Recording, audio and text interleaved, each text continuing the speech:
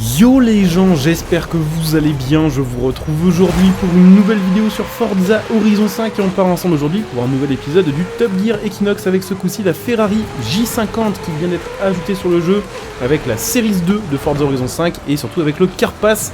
La voiture est disponible donc gratuitement dans le Car Pass depuis le 9 décembre 2021. Donc voilà, petite Ferrari J50 qui n'est pas forcément la Ferrari la plus connue et la plus hypante. Je pense qu'il y a peut-être d'autres modèles de chez Ferrari qui auraient pu être ajoutés sur le jeu, qui étaient peut-être plus connus. Mais la J50, même si c'est peut-être pas la plus connue, elle est quand même franchement stylée. C'est une Ferrari basée sur une 488 Spider. Donc elle récupère le châssis voilà, d'une ancienne Ferrari 488 Spider. Elle récupère le moteur aussi, le V8 3.9 litres turbo. Et tout ça est amélioré et retravaillé avec évidemment une autre carrosserie, pour en faire du coup une Ferrari extrêmement rare, seulement produite à 10 exemplaires. Et la J50, elle a été produite par Ferrari pour les 50 ans de la marque Ferrari au Japon. Donc voilà une voiture qui est produite seulement à 10 exemplaires, V8 3.9 litres turbo, je vous le disais, de 690 chevaux pour une voiture qui faisait autour des 1300-1400 kg. 0 à 100 en 2 secondes 8 et vitesse de pointe aux alentours des 370 km/h sur le jeu. En S1, donc voilà, apparemment cette caisse est quand même bien plus rapide d'ailleurs que n'importe quel autre 488 qu'on a sur le jeu, que sur la Pista ou autre, en tout cas full stock. Et c'est pour ça d'ailleurs qu'on va la tester sur le Top Gear Equinox, voir un petit peu comment ça se passe niveau chrono sur ce circuit. Donc là d'abord complètement d'origine, et puis après évidemment on ira tester avec les différentes améliorations, les différents swaps, et tout ce qui va avec, histoire de faire un espèce de bilan complet des performances de cette voiture sur le jeu. Bon, on va dire qu'à part les performances, qui pour l'instant, je ne peux pas vraiment encore en parler parce que je ne les ai pas encore testés tout simplement, on verra bien après cette vidéo. C'est vrai que cette Ferrari me plaît quand même pas mal, j'ai un peu de mal avec l'avant. Alors on ne voit pas super bien maintenant mais on ira voir ça au garage après. Je trouve que les feux avant sont un peu chelous en fait, ça fait pas vraiment Ferrari, ou en tout cas je préfère, on va dire, les feux plus classiques. Des 488, des 458, on va dire un peu plus allongés verticalement et moins horizontalement. Par contre, l'arrière et la silhouette globalement de la voiture est quand même super stylée. Je trouve que les feux arrière et la face arrière de la voiture font un petit peu Ferrari à l'ancienne. Genre, je sais pas, genre peut-être F12, n'importe quoi, pas F12, qu'est-ce que je raconte, 355 plutôt. Il y a un petit côté, ouais, je trouve Ferrari Berlinetta à l'ancienne sur cette J50. Et je trouve ça plutôt stylé.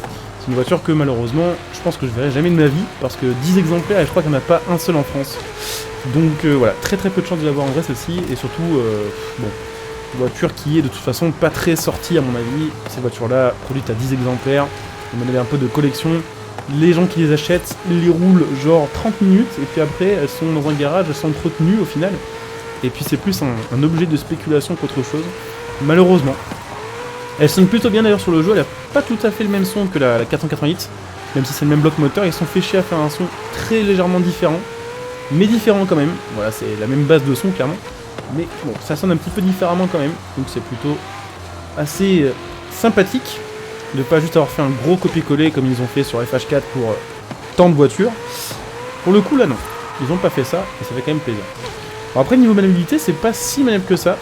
Bon après, effectivement là ces derniers temps j'ai roulé, on va dire du côté de chez Ferrari un peu plus en Pista, et la Pista elle est vraiment super efficace, même en S1, même stock, elle est vraiment insane. Pour le coup, celle-ci, elle survit un petit peu quand même, elle est pas si rigide que ça. Et puis elle glisse un peu, elle prend un peu de roulis. C'est assez bizarre d'ailleurs pour une caisse, on va dire, aussi moderne. Et 2016, bon, c'est pas la dernière génération de Ferrari, mais c'est quand même des trucs vraiment récents. C'est bizarre que pour une caisse, on va dire, aussi récente, on ait des roulis comme ça. Et on fait 3,49, ce qui veut dire que techniquement, 3,48 pardon, d'origine, elle est même pas dans le top 10 des meilleures voitures d'origine que j'ai testées pour l'instant sur le Top Gear Equinox. La 10ème place étant actuellement la 0 Uno, qui avait fait 3 minutes 47 et 191 millièmes de seconde, qui est peut-être un peu moins puissante, mais qui était en 4 roues motrices et qui était en fait assez efficace au final. J'avais, justement après avoir testé la 0 Uno, j'avais trouvé que c'était une voiture vraiment assez maniable, et qui était vraiment beaucoup plus performante que sur FH4. Sur FH4, la 0 Uno, elle était arrivée en DLC, enfin pas en DLC pardon, en mise à jour, vers le milieu, la fin, on va dire dans ces eaux-là de Forza Horizon 4, elle était passée un petit peu inaperçue parce que sur Horizon 4, il y avait une méta qui était tellement définie et tellement hard que tout ce qui n'était pas méta en fait sur Horizon 4 passait un peu inaperçu. Du coup, sur Horizon 5, on l'a un petit peu redécouverte et la 0 Uno était plutôt une bonne voiture.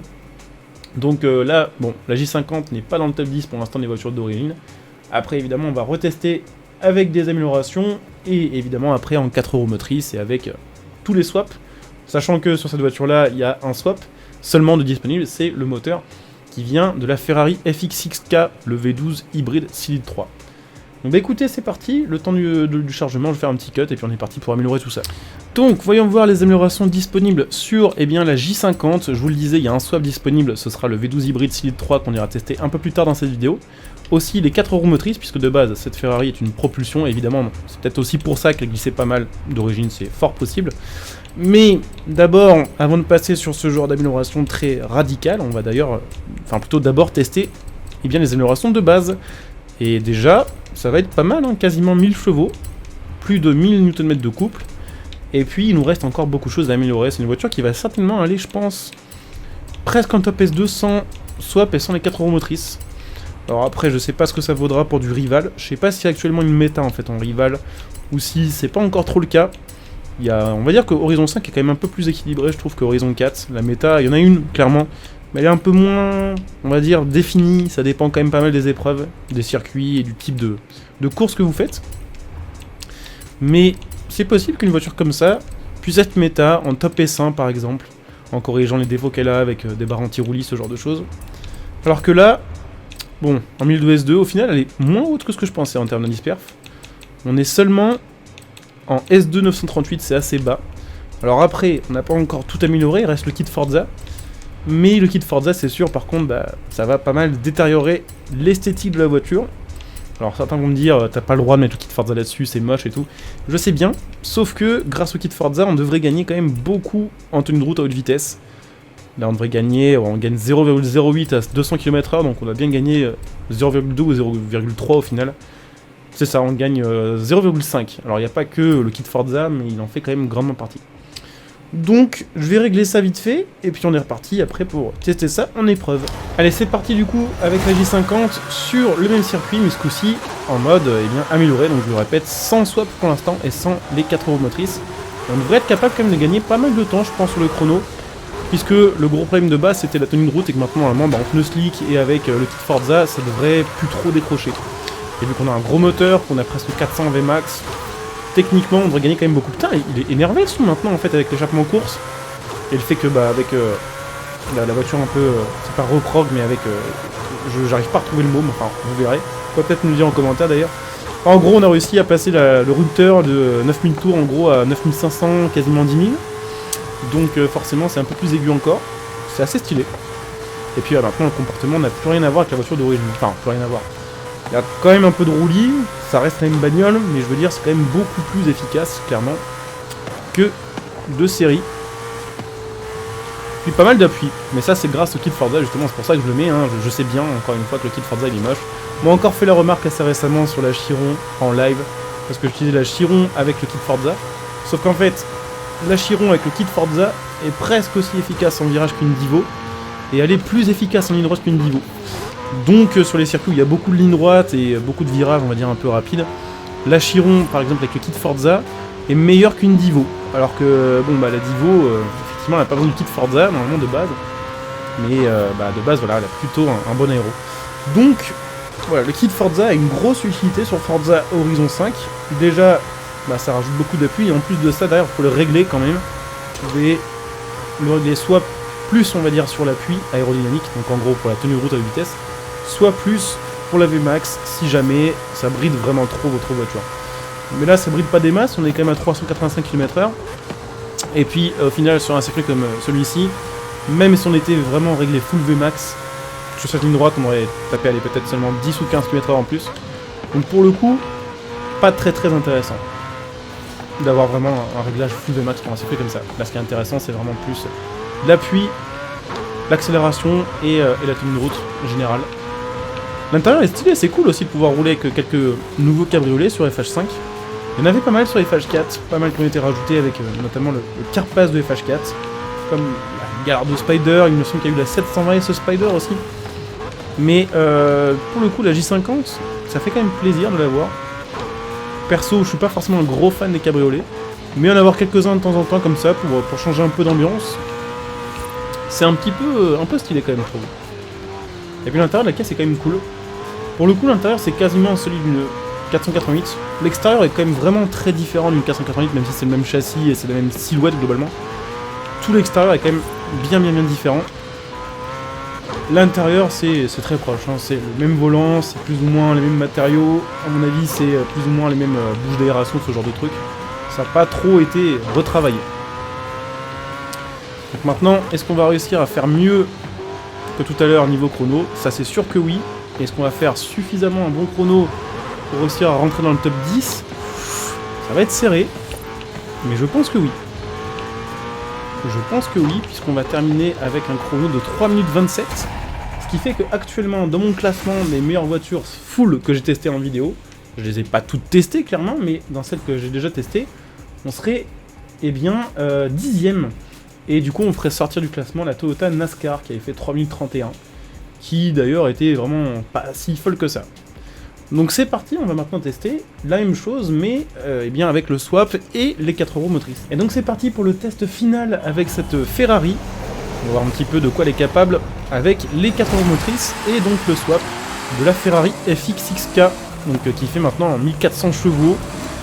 Elle est un petit peu plus lourde par contre, parce que forcément en 4 roues motrices on prend un petit peu de poids, et puis il me semble aussi que le V12 est un peu plus lourd. Il fait pas grand chose, mais il me semble qu'il est très légèrement. On a beaucoup plus de couple, on a une caisse qui est maintenant vraiment beaucoup plus simple à conduire. Même avec les améliorations, on prenait encore un peu de roulis. Maintenant, c'est un peu mieux. Elle sous-vire par contre, tout à l'heure c'était plutôt du survirage, maintenant elle sous-vire un peu. Donc, ça va, on va dire que c'est pas horrible non plus. Mais clairement, ça c'est un truc à régler avec les réglages. Mais ça demande pas mal de temps, et je vous avoue que ça pour l'instant, j'ai toujours un peu de mal à régler le sous-virage. Selon, on va dire, les modèles, ça c'est plus ou moins bien. Par exemple, sur la Chiron, j'étais assez content du réglage que j'avais fait. Parce que effectivement, sans, elle sous-virait un petit peu. Et puis avec, j'avais réussi vraiment à faire un truc propre. Je pense qu'au moment où cette vidéo sortira sur la J50, la Chiron sera pas encore sortie en vidéo. Mais pour le coup, j'étais assez satisfait. Là, sur celle-ci, j'ai essayé de faire un truc similaire, et je sais pas, elle sous-vire un peu en 4 roues motrices, donc c'est comme ça, on peut pas y faire grand-chose. Par contre, est-ce qu'on va réussir à faire encore mieux que précédemment niveau chrono? Est-ce qu'on va réussir à la caler peut-être dans le top 10 des meilleures voitures du jeu, full et 4 roues motrices, et puis swap et tout ce qui va avec? Réponse dans assez peu de temps au final. Les freins sont pas insane aussi sur cette voiture là. Même avec tous les freins améliorés, les pneus courts, tout ce que vous voulez, les freins sont pas si dingues. Je fais un petit peu de gameplay du compteur, comme ça vous voyez l'aiguille. Je trouve ça satisfaisant de voir l'aiguille arriver jusqu'au bout du compteur. Sachant que là, normalement, avec ce swap là, j'espère qu'on a plus de 400 km/h normalement. Ça devrait être le cas. Là, on va passer à la petite 7ème, on va être bon, largement, plus de 400. Je testerai aussi en fin de vidéo, je pense, un petit test de VMAX sur cette voiture là, voir si on peut éventuellement passer la bride, enfin c'est pas la bride, mais on va dire la limite des 440 km/h qu'on a sur beaucoup de voitures. Ou si, bon, c'est vraiment... comme la plupart des autres voitures du jeu avec cette puissance là, bridée entre guillemets entre 430 et 440. C'est moins le cas aussi que sur Horizon 4, mais c'est toujours un peu le cas quand même. Donc là, pour réussir à la mettre dans le top 10, il faudrait faire au moins mieux que 3 minutes 18 en fait. Donc ça va être chaud, on va essayer évidemment de le faire. Et c'est cette série là en général qui est toujours un peu compliquée et qui fait la différence, on va dire, entre une voiture qui est rapide en ligne droite et une voiture vraiment de course en fait. Hop là. À se dire toujours un peu. Il est sympa aussi ce son de V12 là. Beaucoup plus agréable et beaucoup plus réussi je trouve que sur FH4. Ce swap là était aussi dispo sur pas mal de bagnoles, puis même la FX4 était aussi dispo sur FH4, du coup on avait ce même moteur. Et là franchement ça sonne de manière quand même beaucoup plus naturelle, ça sature un peu et tout, c'est stylé. Par contre, ouais, elle a quand même pas une si bonne tenue de route que ça cette voiture là. Genre ça va quoi, mais... vu la rareté, vu la puissance, on pourrait s'attendre à ce que ce soit vraiment une caisse qui fait des chronos de fou furieux. Et elle est pas si insane en fait. Ça va, mais c'est pas terrible. Il nous reste très peu de distance à faire. Est-ce qu'on va réussir à faire mieux que 3,18? C'est serré, hein, c'est serré. Mais non, je pense pas. Ça va se jouer à pas grand chose. On passe en 3,20. 3,19 et des poussières. Au final, on est 1 seconde derrière une Racer Tachyon. Et on est 2 secondes derrière la Toyota NASCAR qui avait les 4 roues motrices. Comme quoi, des fois, ça change quand même beaucoup les choses, les 4 roues motrices, puisque la Toyota NASCAR était vraiment loin derrière les autres, ce sont les 4 roues. Et là, au final, on est une seconde, un peu moins d'une seconde derrière, et bien une Racer Tachyon. Racer Tachyon qui était full 4 roues motrices avec 1200 chevaux et 1400 kg, qui est au final plus efficace sur FH5 que sur FH4. Un petit peu comme la 0 Uno d'ailleurs. Et puis voilà, au final, eh bien, cette J50 ne rentre que dans le classement full. En classement série, elle est pas du tout dedans, et en full 4 roues motrices plus swap, elle est pas du tout dedans non plus. Donc c'est parti, on va se faire un petit test de VMAX avant de couper cette vidéo. J'en profite aussi pour vous remontrer un petit peu la voiture en détail. C'est vrai que j'ai peut-être un petit peu torché, on va dire, les chronos sans vraiment faire attention à vous montrer la voiture dans ses moindres détails. On va dire sur le Top Gear Equinox, c'est plus compliqué qu'en test amélioration pour faire ça, mais voici du coup voilà, quelques plans de la voiture, qui est, comme je vous le disais, assez jolie. J'aime beaucoup la silhouette, c'est l'arrière. Même si l'avant, les feux, en fait, j'ai plus l'impression d'avoir une espèce d'Aventador recarrossé qu'autre chose. Mais bon, à part ça, c'est une très jolie voiture, et je pense au final que l'arrière, après avoir un petit peu regardé ça, fait un petit peu aussi clin d'œil à une S50, même si, au final, il n'y a pas trop de rapport entre la J50 et la F50. Mais bon, on va de toute façon arriver à la fin de cette vidéo, on va se faire un petit test de VMAX, et puis pendant qu'on arrive à peut-être plus de 440 km/h, eh bien, je vais commencer à faire l'outro de cette vidéo qui, j'espère, vous aura plu. Si c'est le cas, n'hésitez pas bien sûr à laisser un petit like, à commenter, à partager, à vous abonner. Pensez comme d'habitude que vous pouvez venir me follow sur Twitch si vous êtes intéressé pour me voir en live. Vous trouverez ma chaîne Twitch en description sous cette vidéo et en top commentaire, donc n'hésitez pas à venir follow. Si vous avez Amazon Prime, n'hésitez pas bien sûr à me soutenir gratuitement sur Twitch en utilisant votre Twitch Prime qui vous permettra en plus de profiter de plein de petits bonus. Vous pouvez me retrouver sur les réseaux sociaux, notamment sur Twitter sur lequel je suis un peu plus actif, donc n'hésitez pas à venir me follow. Et puis pensez bien sûr que vous pouvez soutenir ma chaîne gratuitement en utilisant mes liens de soutien sur cette vidéo pour faire vos achats. Ce qui vous fera en plus profiter en général de bons prix, par exemple mon lien Instant Gaming pour acheter vos jeux et vos cartes d'abonnement, mon lien Metal.net pour acheter ce qui va être config PC, périphérique et tout ce qui va avec. Et puis pour ceux qui souhaitent me soutenir sur le long terme, évidemment, sachez que c'est possible en devenant un soutien de la chaîne. J'ai le bouton rejoindre sous cette vidéo, et que là aussi il y a plein d'avantages, plein de bonus évidemment, selon le rang que vous choisirez. Donc n'hésitez pas à jeter un petit coup d'œil. Et on va s'arrêter ici sur un 444 km/h atteint. Un peu plus rapide que ce que je pensais honnêtement avec la physique du jeu. Allez, je coupe ici, je vous dis à très bientôt. Bonjour à tous, ciao.